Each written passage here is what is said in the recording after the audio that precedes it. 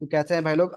इसके पिछले वाले लेक्चर में हमने देखा हुआ था कि जावास्क्रिप्ट को कैसे हम एचटीएमएल के साथ यूज करेंगे और किन किन जगहों पे हम जावास्क्रिप्ट को एचटीएमएल के साथ यूज कर सकते हैं और कौन कौन से जगह हमारे लिए प्रीफर होते हैं। तो आई होप कि आपको वो लेक्चर समझ आया होगा। ओके। तो हम इस लेक्चर में कुछ अलग तरीका देखने जा रहे हैं जावास्क्रिप्ट को रन करने के लिए, जिसे हम नोड कहते हैं। आपको इसमें जावास्क्रिप्ट को रन करने के लिए कोई एक्स्ट्रा एचटीएमएल फाइल या फिर ब्राउजर वगैरह पे आपको नहीं जाना होगा। ओके। क्योंकि आप खुद सोचो कि हमें जावास्क्रिप्ट पढ़ने हैं, बट हमने एक बिना मतलब का एक एचटीएमएल पेज बना रहे हैं, फिर उसे इंस्पेक्ट कर रहे हैं, तब हमें ब्राउजर पर देख रहा है, ये थोड़ा अजीब सा दिख रहा है। ठीक है। तो क्या कोई ऐसा तरीका है जिसके हेल्प से हम जावास्क्रिप्ट को अपने यहीं पे अपने VS कोड में अपने मशीन पे ही रन कर ले? तो हाँ, हम नोड का यूज कर सकते हैं। ओके। तो देखिए, सबसे पहले आपको इस अप्रोच को यूज करने के लिए आपके सिस्टम में नोड का होना जरूरी है। जैसे कि मैं अगर आपको अपने सिस्टम में यहाँ पे दिखाऊं, CMD ओपन करके, और मैं यहाँ पे अगर लिखता हूँ node-v, तो आप देख सकते हो कि मेरे में नोड इंस्टॉल है। अगर आपके में इंस्टॉल नहीं होगा तो आपके में देगा not recognise as internal external command. Okay. तो आपको नॉर्मल क्या करना है कि आपको जस्ट आना है ब्राउजर पे। ब्राउजर पे आके आपको सर्च करने हैं Node.js। ओके। आपको सर्च करना है Node.js, और जो पहला आपको वेबसाइट मिलेगा ब्राउजर पे, उस वेबसाइट पर विजिट करिए। ये पहला वेबसाइट पर विजिट करिए। ठीक है। ये Node.js का ऑफिशियल वेबसाइट है। ठीक है।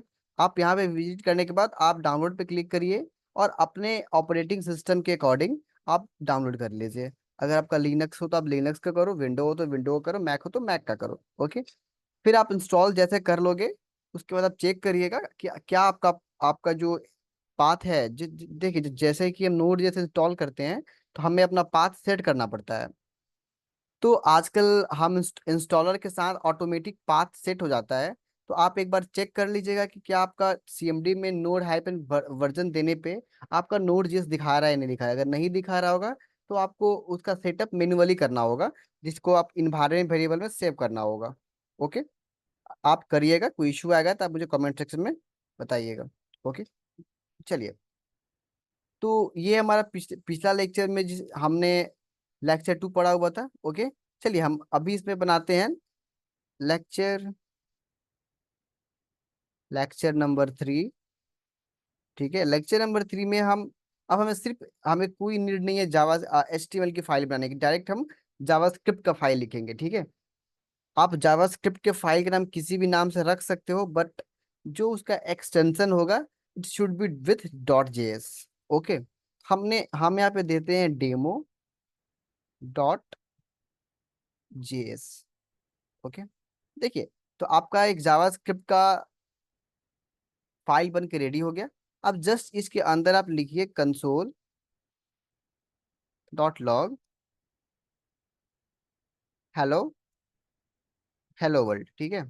चलिए, अब हम इसे रन कैसे करेंगे। देखिए, रन करने के लिए एक शॉर्टकट कमांड होता है, जिसके हेल्प से आपके पास टर्मिनल खुल जाएगा। ठीक है। आप कंट्रोल प्लस टिल्ड को क्लिक करिएगा तो आपका टर्मिनल खुल जाएगा। अदरवाइज आप क्या कर सकते हैं कि यहाँ पे टर्मिनल पे आकर आप यहाँ पे जस्ट अ मिनट,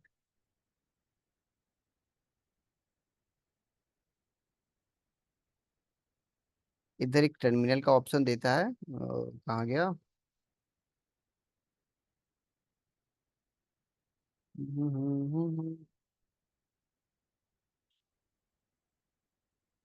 ओके। आप देख सकते हो, सॉरी, यहाँ पे न्यू टर्मिनल दिया हुआ है। हम करेंगे तो हमारा न्यू टर्मिनल ओपन हो जाएगा। ओके। एक्चुअली मैं टर्मिनल ऐसे कम यूज करता हूँ, मैं डायरेक्ट शॉर्टकट शॉर्टकट की यूज करता हूँ। ओके। तो चलिए, आप कंट्रोल प्लस टी दाबिएगा तो आपका CMD ओपन, आपका जो टर्मिनल होता है वो ओपन हो जाएगा। अब यहाँ पे हमें क्या करना होगा, यहाँ पे आप सबसे पहले देखिए कि आप कौन से डायरेक्टरी पे हो। तब देख सकते हो कि हम डेस्कटॉप पे जेएस ट्यूटोरियल के अंदर हैं। ठीक है। तो आप देख सकते हो कि ये आपका जेएस ट्यूटोरियल है, उसके अंदर 2 फोल्डर है। तो हमें जिस फोल्डर को रन करना है, हमें उस फोल्डर के एटलीस्ट अंदर तो जाना होगा ना। तो हम CD करके हम उस फोल्डर का नाम लिखेंगे, या फिर आप टैब डालिएगा तो आपके उस फोल्डर का नाम आ जाएगा। आगे आपके पास लेक्चर 2, आप जस्ट लेक्चर 2 के अंदर इन कर गए। ठीक है। इन कर गए। अब आप यहाँ पे अब अब इस वाले फाइल के अंदर आ गए हो, ठीक है। तो अब हम कैसे रन करेंगे? तो इसे रन करने के लिए हम नॉर्मली लिखेंगे नोड और टैब डालेंगे। जैसे आप टैब डालिएगा तो आपके पास यहाँ पे आ जाएगा demo.js नाम से, ठीक है।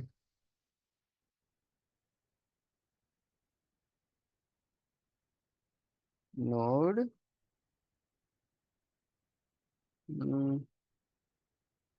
वेट जस्ट अ मिनट,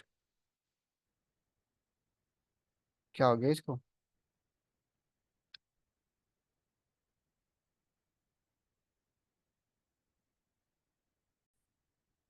हाँ, आप देख सकते हो कि हमें एक्चुअली यहाँ पे थोड़ा मिसअंडरस्टैंडिंग हो गया था, हम लेक्चर 2 के अंदर इन कर गए हैं, ओके। बट हमारा जो करंट फोल्डर का नाम क्या है? Lecture 3, okay.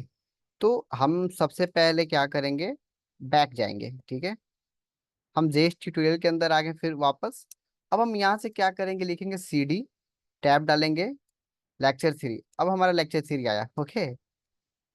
चलिए अब हम यहाँ पे लिखेंगे नोड, अब टैब डालेंगे तो demo.js हमारा आ गया। अब एंटर करिएगा तो आपका हेलो वर्ल्ड प्रिंट हो गया, ठीक है। तो आप नॉर्मली जब भी आपको जावास्क्रिप्ट की file with the help of node आपको रन करना है, तो आपको ऐसे नोड फिर उस फाइल का नाम विद एक्सटेंशन आप दीजिएगा, तो आपका वो फाइल रन हो जाएगा, ओके। चलिए दूसरा तरीका होता है इसके फाइल को रन करने का। तो आप शॉर्टकट की यूज कर सकते हो। तो उसके लिए मैंने आपको पिछले वीडियो में बताया था कि एक एक्सटेंशन होता है कोड रनर। आप कोड रनर को इंस्टॉल कर लीजिए VS कोड के अंदर में। जैसे आप तो देखिएगा कि राइट साइड में एक प्ले आइकन दिखेगा आपको, आप इस पर क्लिक करिएगा तो आपका कोड ये रन हो जाएगा, ठीक है। देखिए आपका हेलो वर्ल्ड यहाँ पे आ गया। अगर मैं यहाँ पे कुछ अलग देता हूँ, जैसे कि मैं ऐसा कुछ दे देता हूँ, ठीक है। और मैं इसे क्लियर कर देता हूँ, ठीक है। क्लियर हो गया। अब मैं फिर से इस पर क्लिक करता हूँ तो हमें नया आउटपुट मिल रहा है, ओके। तुम ऐसे भी जावास्क्रिप्ट को रन कर सकते हैं। बट ये आप इस पे क्लिक कर रहे हो तो इंटरनली ये नोड को ही यूज कर रहा है, क्योंकि आप देख सकते हो यहाँ पे ये नोड यूज कर रहा है। और आपके जो एक फाइल का कंप्लीट पाथ है वो कंप्लीट पाथ को यूज कर रहा है, ओके। चलिए इतना तक तो आपको आई थिंक क्लियर हुआ। चलिए अब हम देखते हैं कि जावास्क्रिप्ट के जनरली सिंटेक्स वगैरह क्या होते हैं, ठीक है। तो हम सबसे पहले स्टार्ट करते हैं वेरिएबल्स, ठीक है। हम सबसे पहले स्टार्ट करते हैं कि वेरिएबल्स क्या होते हैं, ठीक है।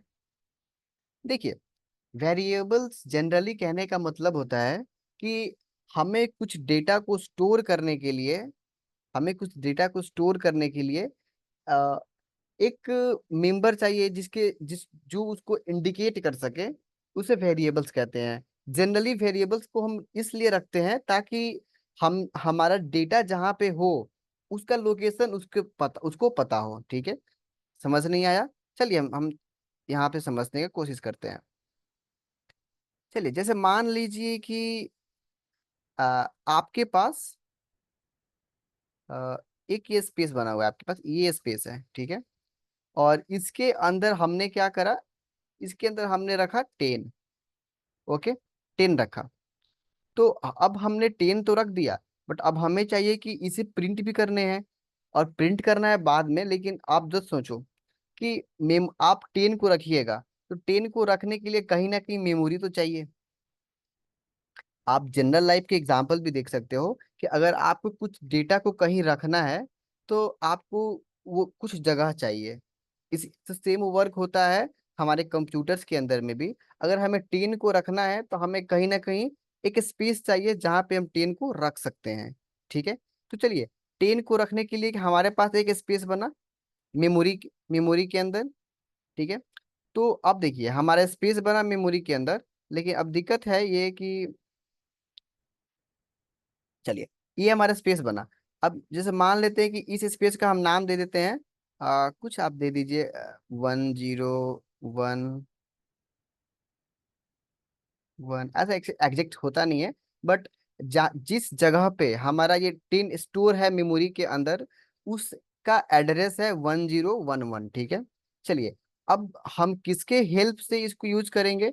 तो मान लेते हैं कि हमने बोल दिया कि ए नाम का एक एक कुछ है। अभी वेरिएबल्स नहीं, हमारे पास कुछ है। जो क्या करेगा कि जनरली इसको यूज करेगा। हम इसकी इसके मदद से हम इसको एक्सेस कर सकते हैं। ओके, अगर हम ए को प्रिंट करेंगे तो ए के पास किसका एड्रेस है, 1011। ऐसे हम ए को प्रिंट करेंगे तो ये चेक करेगा कि 1011 वाले लोकेशन पे कौन से डेटा को रखा गया है। तो जो भी डेटा वहां पे रखा होगा उसको वो जस्ट कंसोल कर देगा। आई होप कि आपको समझ में आया। तो देखिए, तो हमें इन डेटा को स्टोर करने के लिए, इन डेटा को प्रिंट करने के लिए, दो उनको प्रिंट करेगा जो उनको इंडिकेट करेगा उनका मेमोरी एलोकेशन को, उसे वेरिएबल्स कहते हैं। ओके, तो वेरिएबल्स का नीड होता है ताकि हम किसी डेटा को, उसके मेमोरी के एलोकेशन पे रखे हुए डेटा को हम यूज कर सकें with the help of variables. क्योंकि वेरिएबल्स जो होते हैं उनके पास उस डेटा मेमोरी में कहाँ रखा गया है उसका एड्रेस होता है उसके पास। ओके, चलिए, आई होप कि आपको इतना समझ में आ गया। तो देखिए, जावास्क्रिप्ट जावास्क्रिप्ट में हम दो टाइप्स के वेरिएबल्स बनाते हैं, या फिर आप वेरिएबल्स की जो वैल्यू होते हैं वो दो टाइप से देते हैं।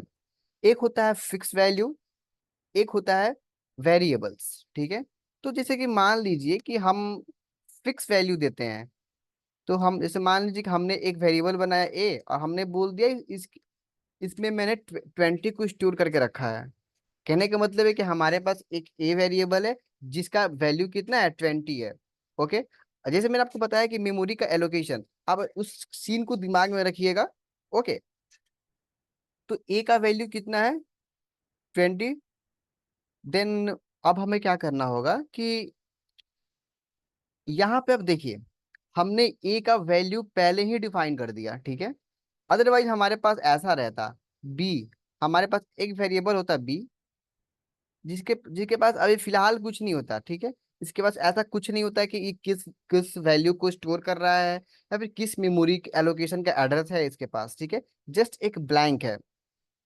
ठीक है, चलिए, जैसे मान लेते हैं कि आपके पास एक यहाँ पे एक मेमोरी है, आपके पास एक मेमोरी यहाँ पे है। ठीक है, चलिए, इस मेमोरी में 20 रखे हुए हैं, इस मेमोरी के अंदर 20 है मेरा। और इस मेमोरी का जो एड्रेस है, हम मान लेते हैं इस मेमोरी का एड्रेस है 1101। ठीक है, इसका एड्रेस है। और इसको कौन होल्ड किया हुआ है, ये ए नाम का एक वेरिएबल है जो इसको होल्ड किया है। हम इसके मदद से इसको हम एक्सेस कर सकते हैं। तो देखिए, यहाँ पे क्या है कि जैसे ही हमने ए को डिफाइन किया ना, उसी टाइम पे हमने इसको इसका वैल्यू इसे दे दिया। ठीक है, इसका वैल्यू हमने इसे दे दिया।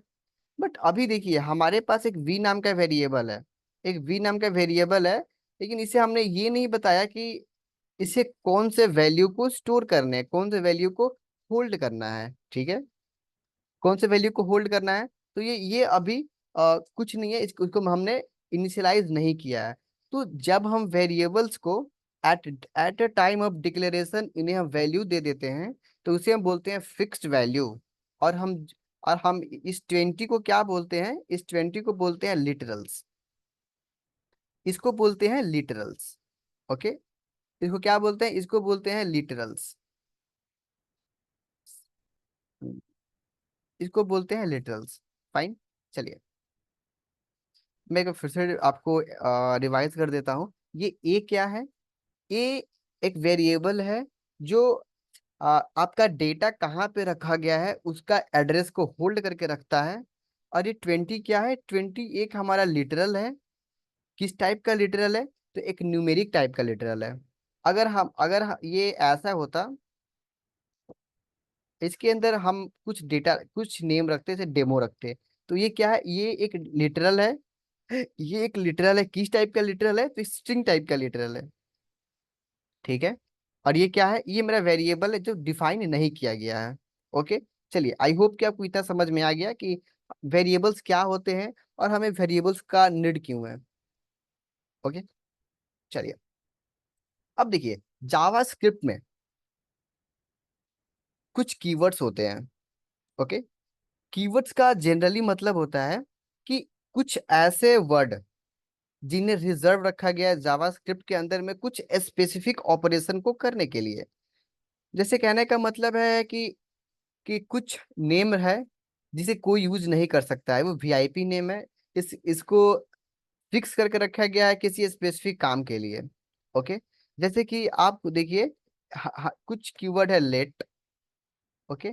कुछ कीवर्ड है वेर। कुछ कीवर्ड है क्लास। ऐसे टाइप के बहुत सारे कीवर्ड्स हैं जावास्क्रिप्ट के अंदर, जिन्हें हम as a variable name use नहीं कर सकते। क्या ना, वेरिएबल का नेम आप समझ रहे हो? जैसे हमने लिखा हुआ था A = 20, तो ये ए क्या है? वेरिएबल। वेरिएबल का नाम हमने एक नाम दिया है। तो इस वेरिएबल का नाम कभी भी कीवर्ड्स नहीं हो सकता है। कीवर्ड्स को छोड़ के बाकी कुछ भी हो सकता है, बट कभी भी कीवर्ड नहीं हो सकता है, क्योंकि कीवर्ड जो है उन्हें एक स्पेसिफिक काम करने के लिए बनाया जाता है। ठीक है, चलिए, इतना तो समझ में आ गया। अब देखिए, जावा स्क्रिप्ट के अंदर वेरिएबल्स दो तरह के होते हैं। एक को बोलते हैं लोकल वेरिएबल, एक को बोलते हैं ग्लोबल वेरिएबल। ठीक है।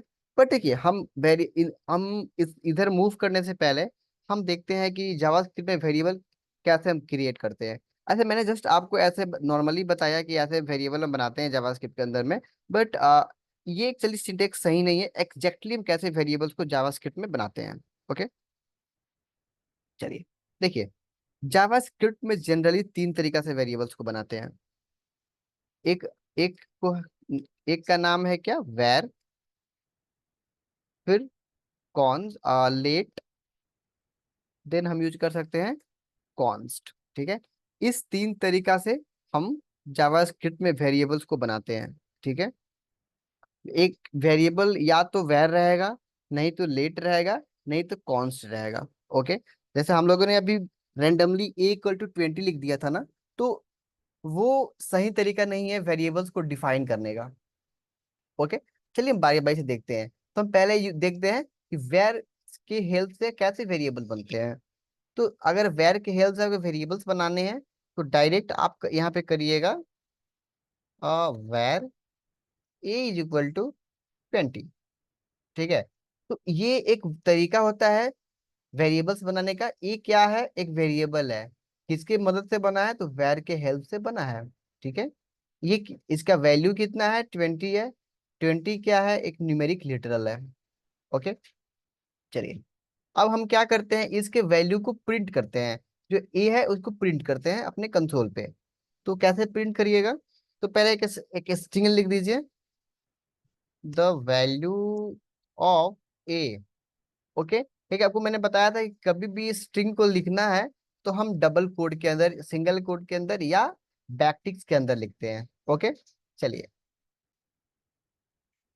और मैं यहाँ पे अब देखिए, यहाँ पे आपको वेरिएबल यूज करना था। कभी भी वेरिएबल को यूज करना होता है तो हम क्या करते हैं, डबल कोड के बाहर आके वेरिएबल यूज करते हैं। कभी भी डबल कोड के अंदर आप वेरिएबल यूज करिएगा तो एज ए स्ट्रिंग वो यूज किया जाएगा। उसको लगेगा कि एक स्ट्रिंग है, एज इट इज प्रिंट कर देगा उसके नाम को। तो अब देखिए, हमें वेरिएबल यूज करने हैं तो हम यहाँ पे लिख दिए ए, बट देखिए हमें एरर मिल गया। तो एरर इसलिए मिला क्योंकि हमें यहाँ पे सेपरेट करना होगा।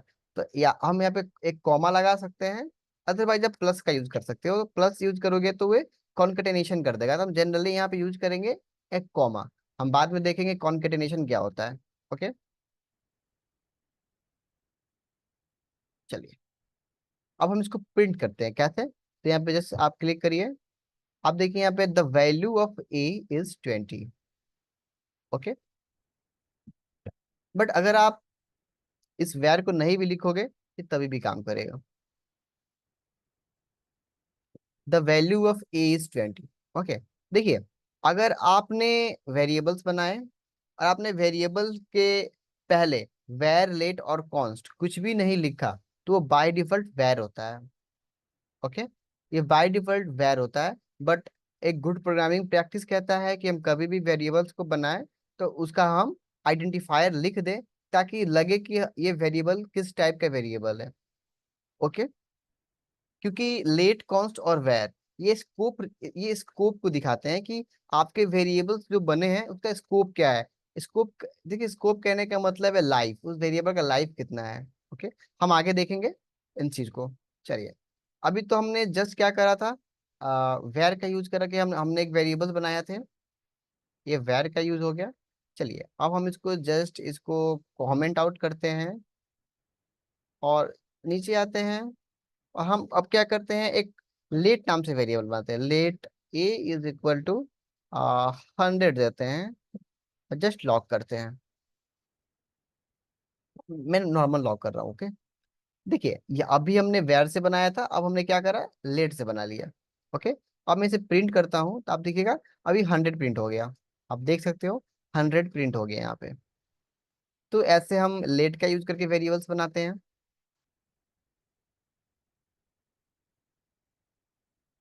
अब आता है हमारा तीसरा क्या, जिसका क्या नाम है, कॉन्स्ट। हम कॉन्स्ट का यूज करके भी वेरिएबल्स बनाते हैं। ओके, 200। अब देखिए यहाँ पे हम करते हैं क्या, लॉग करते हैं अपने ए को। तो अभी आप देखिएगा कि हमें 200 मिलेगा। मिल गया 200। तो आई होप कि आपको समझ में आया। एक ऐसा समराइज कर देते हैं कि हम कभी भी वेरिएबल्स बनाते हैं जावास्क्रिप्ट के अंदर, तीन तरीका से वेरिएबल्स बनते हैं, with the help of var, let and const.